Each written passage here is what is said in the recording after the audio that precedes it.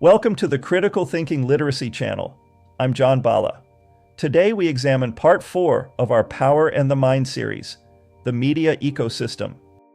Let me recap what we established in the first 3 episodes. In episode 1, we introduced the representativeness heuristic, the cognitive shortcut through which we make decisions based on a mental image rather than the best data available to us. In episode 2, we turned to Erich Fromm. We examined the psychological character of the authoritarian leader, malignant narcissism, the sadistic hunger for control, the deliberate cultivation of dependence. Fromm explains the psychological soil, while Kahneman establishes, in episode 1, the representativeness heuristic as the cognitive mechanism through which the authoritarian leader becomes pathological. In episode 3, we answered the most important question in the series: why does it work? We demonstrated through Milgram's obedience experiments, Tocqueville's social identity theory, Becker's terror management theory, and Cialdini's commitment and consistency bias that the follower is not a passive victim. The follower is an active participant whose psychological needs are being met. The surrender of freedom does not feel like surrender. It feels like relief. By the end of episode 3, we had a complete picture of 2 actors, the authoritarian leader and the follower, and a psychological mechanism, that is, the self-reinforcing feedback loop of the closed information system that connects them. What we did not have was an account of the environment in which this connection is made, maintained, and amplified. That is what this episode provides. Besides the many pathologies that define an authoritarian leader, which we covered in episode 2, they need a population that will be complicit with their images of reality, no matter how distorted from objective reality they may be. Not just a cabinet, board, or executive team, but millions of people across geographies and demographics to inhabit the same pseudo-environment, to perceive the same threats, trust the same sources, dismiss the same contradictions, and feel the same certainties. In the pre-modern world, this was logistically difficult. You could reach people through the church, the state, and the public square, slowly, imprecisely, and incompletely.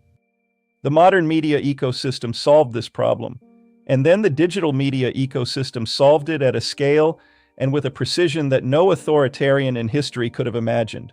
To understand how, we need 5 frameworks, and we need to take them in order, because each one builds on top of the other. We begin in 1922 with a book called Public Opinion, written by Walter Lippmann. Lippmann made an observation that sounds simple, but has profound implications. Human beings do not respond to reality. We respond to pictures in our heads, mental representations of reality that are always incomplete, always filtered, and always shaped by the information we have access to. If you notice that Lippmann's depiction of pictures in our heads and Kahneman's mental images or prototypes seem strikingly similar, that's because they are.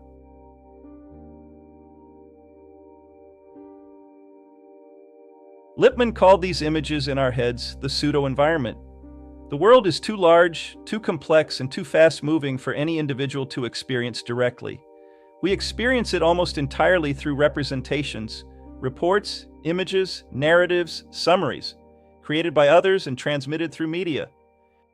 This means that whoever controls the representations controls to a significant degree what the world feels like to the people receiving them. In other words, they define, to an alarming degree, reality as one giant pseudo-environment. Lippmann was not describing a conspiracy. He was describing a structural fact about human cognition and mass communication. The pseudo-environment is not an aberration. It is the normal condition of any complex society. And when our mental images don't map to reality, we inevitably find ourselves grappling with shadows, taking action in a real world based on errors or heuristics, often with tragic consequences. So, if pseudo-environments affect everyone, why all the focus on the malignant narcissist? For starters, the malignant narcissist, which is the most dangerous manifestation of the authoritarian leader, is uniquely dangerous because their authoritarianism may not be a political strategy at all. It is a psychological survival mechanism. Second, They cannot take responsibility for wrong actions because admitting a flaw causes unbearable narcissistic injury. As such, they would rather burn it all down than admit any wrongdoing. Third, they perceive fairness and personal freedom as direct threats to their own safety, thereby fundamentally conflicting with democratic ideals. The pseudo-environment is the first vulnerability among the 5 frameworks of the mass media ecosystem. And it is not a personal failure. It is a structural condition that every human being operates under, in every media environment at all times. The question is not whether you are subject to the pseudo-environment. You are. The question is, who is curating it, and toward what end?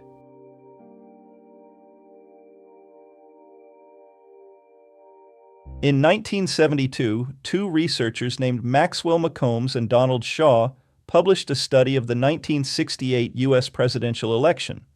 They compared the issues that voters said were important with the issues that received the most coverage in local newspapers.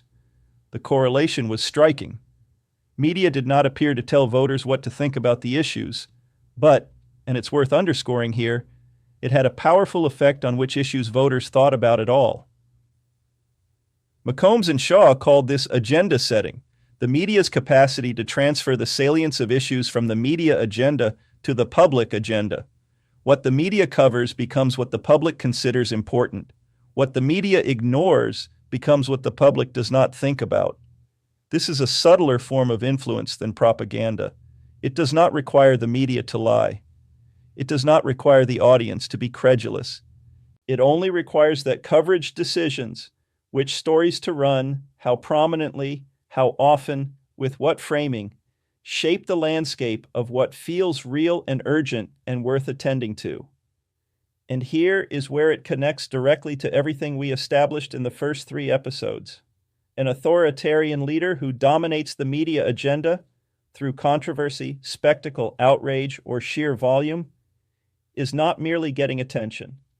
They are restructuring the public's sense of what matters. The more the media covers the leader's preferred threats, the more those threats feel real. The more the media ignores or marginalizes contradicting evidence, the less that evidence registers as part of the world. The closed information system in the cabinet room has an analog in the media ecosystem, and it operates on the same principle. Not by eliminating reality, but by making certain representations of reality feel more real than others.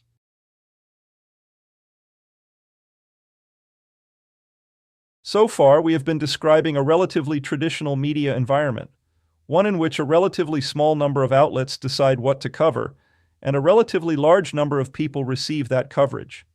The digital media ecosystem, however, changed all of that. In 2011, internet activist Eli Pariser introduced the concept of the filter bubble, the personalized information environment created by algorithmic curation, in which each individual user is increasingly shown content that matches their existing preferences and prior behavior.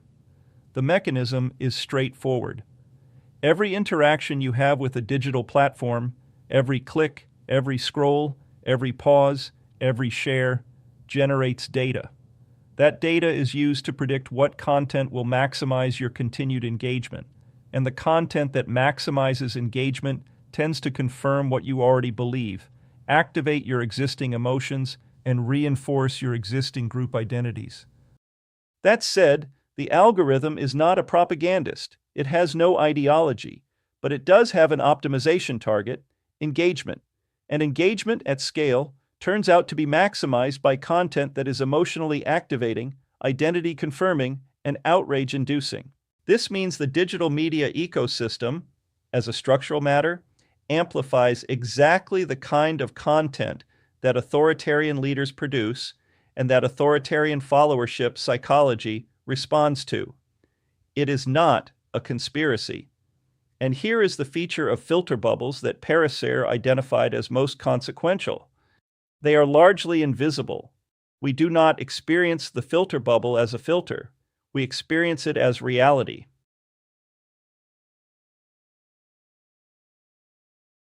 At this point, you might be thinking, surely people would notice if their information environment were this constrained.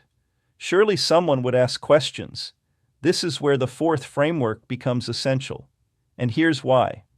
Confirmation bias is among the most extensively documented phenomena in cognitive psychology.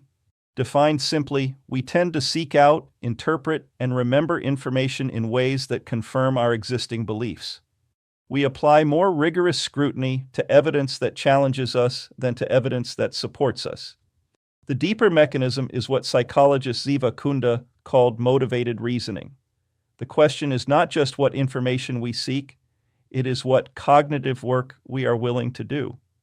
Kunda's research showed that when we want a conclusion to be true, we construct justifications for it.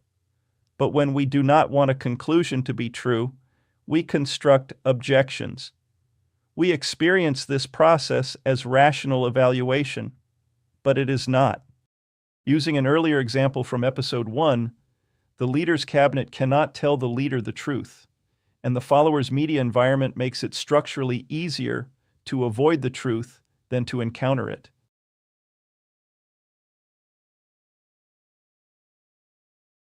Up until this point, we have been talking about content. What is covered, what is amplified, what is filtered, and what is confirmed. But there is a fifth dimension that the previous four frameworks do not fully address. In 1964, media theorist Marshall McLuhan published Understanding Media, containing the phrase that would define his career. The medium is the message. McLuhan's argument was not about content at all. It was about the cognitive and social effects of the communication form itself, independent of what is communicated through it. Print media, McLuhan argued, cultivates linear thinking, individual reflection, and sequential argument. It is a medium that rewards patience, precision, and the sustained engagement of complex ideas. Television cultivates something different: immediacy, emotion, image over argument, and the compression of complexity into dramatic moments. And the digital media environment, which McLuhan did not live to see, but which his framework anticipates, cultivates something different again: fragmentation, acceleration, the compression of discourse into units optimized for immediate emotional response, and the replacement of sequential argument as set forth in the print media domain with image-driven, identity-signaling communication. So, why does this matter? Because the critical thinking skills that are most protective against authoritarian followership, such as the capacity to evaluate evidence, tolerate uncertainty, and resist those mental images in our heads, are neither required nor encouraged in the simplified context that we are portraying here. After all, why think when essentially believing in things you already believe in is constantly being reinforced and amplified? It's easy, it's fast, and it's self-validating, all of which aligns with System 1 cognition. This makes for a virtually irresistible proposition with zero effort required. As you can see, the critical thinking foundation of System 2 has not disappeared, and it never will. It's that it is contrary to an authoritarian leader in follower perspective. It remains idle until you intentionally activate it. Now let's step back for a moment and just take it all in. Notice how the digital media environment aligns so well with System 1. This is why this channel exists. We are making a case for invoking System 2 engagement in a largely System 1 world. Like learning arithmetic in grade school, it required effort, not extraordinary effort, just effort. The same kind of effort needed to learn how to ride a bike, drive a car, read and write, use a computer, and develop hundreds of other skills you now take for granted. And while this is by no means rocket science, it will make you smarter. That's just how learning works.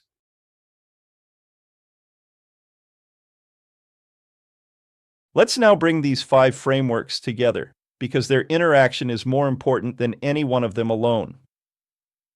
Lippmann tells us we always inhabit a pseudo-environment, a representation of reality, not reality itself. The question is always, who shapes it? McCombs and Shaw tell us that agenda setting, the power to determine what feels important and real, is among the most powerful forms of political influence, and it operates without requiring explicit propaganda. This is not to say that propaganda is not widespread. It is, only that it is not always necessary to fulfill the same ends of propaganda by simply curating the content, which is often sufficient to establish what is important and what is not. Pariser tells us that the digital media ecosystem personalizes the pseudo-environment at the individual level, making it simultaneously more pervasive and more invisible. Nickerson and Kunda tell us that the psychological mechanisms of confirmation bias and motivated reasoning make the personalized pseudo-environment self-reinforcing. That is, we do the algorithm's work for it. And McLuhan tells us that the medium itself, not just the content, but the form, shapes the cognitive capacities we bring to all of this. At this point, it should be clear that the dominant medium of our era does not reward critical thinking skills or System 2 thinking. It rewards credulity, impulse, going with your gut, and choosing feelings over facts. Now consider what this means for the authoritarian leader we described in episodes 1 through 3. They inherit a population already operating inside personalized pseudo-environments, already predisposed by algorithmic curation toward content that confirms their existing beliefs, already equipped by motivated reasoning to resist information that challenges those beliefs, already cognitively shaped by the medium itself toward emotional and identity-based rather than analytical and evidence-based processing. If you're like me, you've asked yourself more times than you can count how our democracy could find itself in an existential crisis. One reason is now clear. The authoritarian leader need not build this system. It already exists.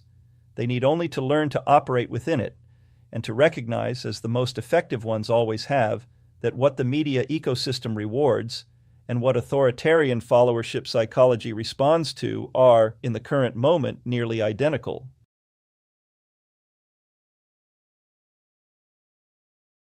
Now the topic gets personal, and it needs to, because the temptation is to locate the problem outside yourself. The algorithms are designed that way. The leaders exploit it, and the followers fall for it. But you can neutralize all of it by asking, where does my information come from? Name the outlets, the accounts, the platforms, the podcasts. And when did I last change my mind about something important because of information I encountered? If the answer is difficult to recall, that is diagnostic, not stubbornness. It may be entirely accurate that your current views are correct, but it is worth asking whether the information environment you inhabit is one in which updating would even be possible. What am I not seeing? This is the filter bubble question. It cannot be answered directly. By definition, you cannot see what you cannot see. But it can be approached indirectly by asking, who are the people whose newsfeed looks nothing like mine? What are they seeing that I am not? When I encounter information that challenges my existing beliefs, do I apply the same scrutiny to it as I do to information that confirms them? This is the motivated reasoning question. The honest answer for most people, most of the time, is no. That is not a moral failing. It is a cognitive feature. The value of the question is not guilt, it is awareness. And finally, am I choosing the medium, or is the medium choosing me? How much of my information consumption is intentional, and how much is the result of algorithmic delivery? These questions are not comfortable. They are not designed to be. They offer something much more precious, the kind of effortful System 2 engagement that the media ecosystem is structurally organized to prevent, which is precisely why they matter. And to put an exclamation mark on it, this is what self-empowerment looks like when you become the chief executive officer of your own brain.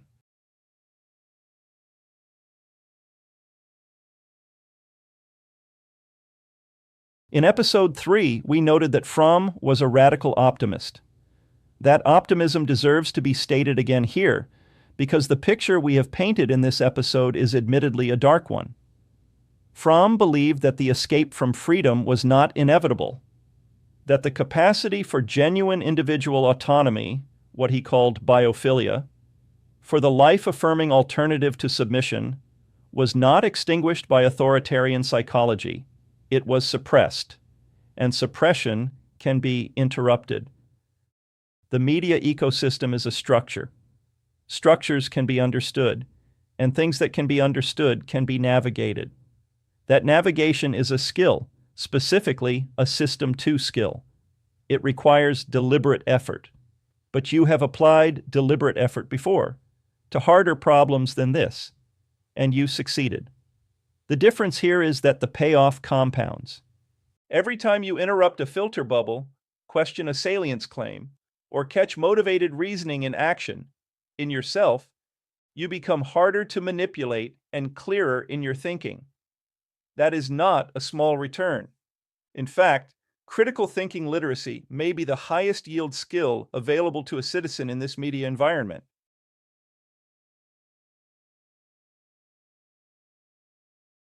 In Part 5, the antidote, we bring the full arc together.